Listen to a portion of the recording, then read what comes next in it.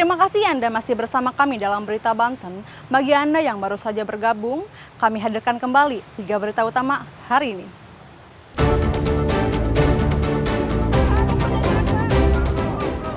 Tragis, 4 petani di Kota Serang tewas tersambar petir.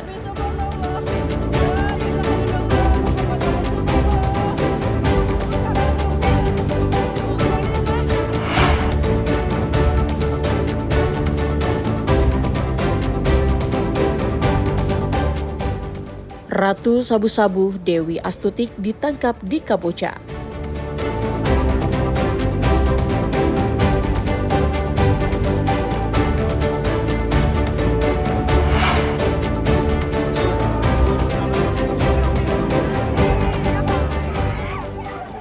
Balita di Cilegon ditemukan tewas di selokan.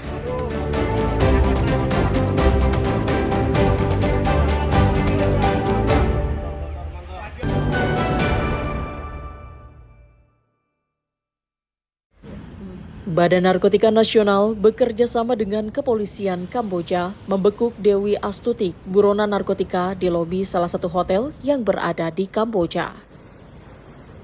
Dewi Astutik ditangkap saat hendak menaiki mobil berwarna putih bersama seorang laki-laki. Tersangka Dewi Astutik langsung diborgol dan dimasukkan ke mobil petugas.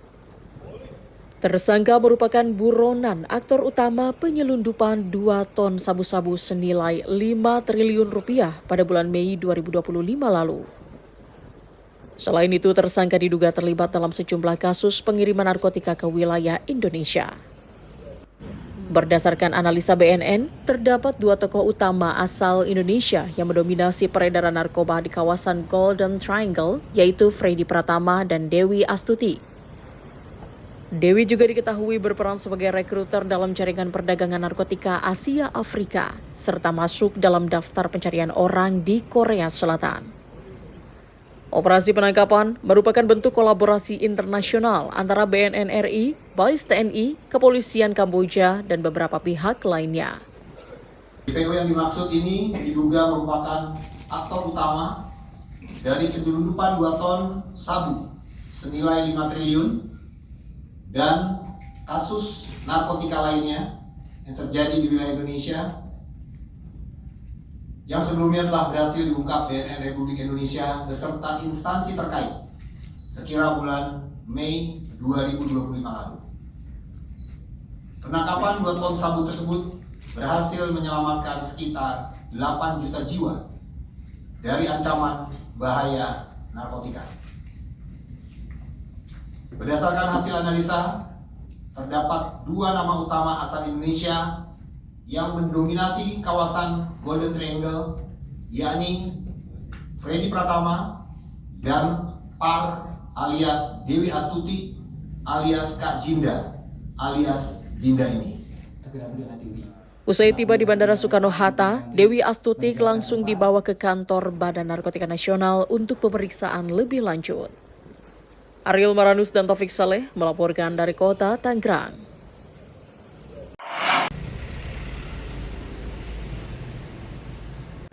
Satu persatu petugas gabungan memberhentikan serta memeriksa truk yang melintas di Jalan Raya Serpong, Kota Tangerang Selatan.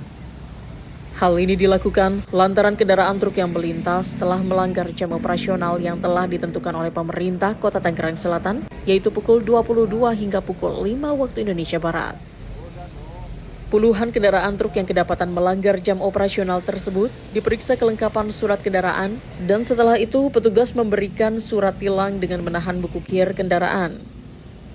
Kegiatan hari ini barangkali adalah kegiatan penindakan terhadap pelanggar Perwali 58 tahun 2019 terkait tonase yang memang melebihi dari 8 ton. Ini merupakan kegiatan yang memang harus dilakukan oleh pemerintah Kota Tangerang Selatan, terutama Dinas Perhubungan, yang mana kegiatan ini rutin kita lakukan dalam rangka memberikan informasi atau himbauan kepada pengguna kendaraan yang memang kendaraan barang yang lebih melaju. Itu kita lakukan bersama-sama Denpom dengan kepolisian, kendaraan-kendaraan yang memang melintas di jalan Kota Tangerang Selatan. Sementara itu, salah seorang sopir truk mengatakan dirinya terkena sanksi tilang atas pelanggaran melintas di luar jam operasional. Ini bang, Karena jam operasional atau apa ini? Kurang tahu juga saya. jam operasional. Iya. Oh gitu. Terus dikasih peringatan apa ini bang? Bentuk apa? Penilangan atau apa?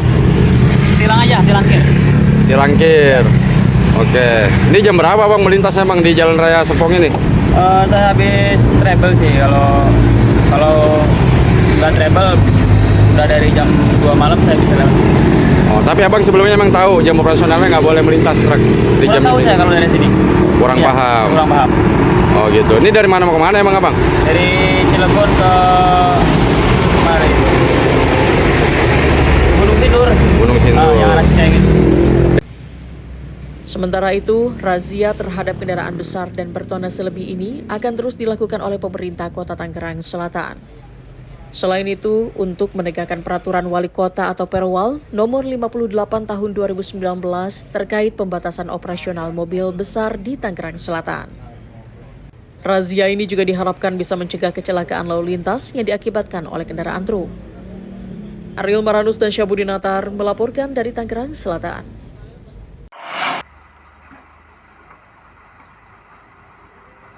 Kecelakaan tunggal truk kontainer terjadi di Jalan Raya Cikande, Rangkas Bitung, tepatnya di Desa Cikande, Kecamatan Cikande, Kabupaten Serang.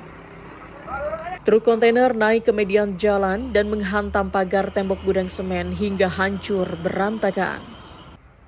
Insiden terjadi sekitar pukul 4.30 pagi. Truk yang melaju dari arah Cikande ke Rangkas Bitung tiba-tiba naik ke median dan menabrak gudang semen.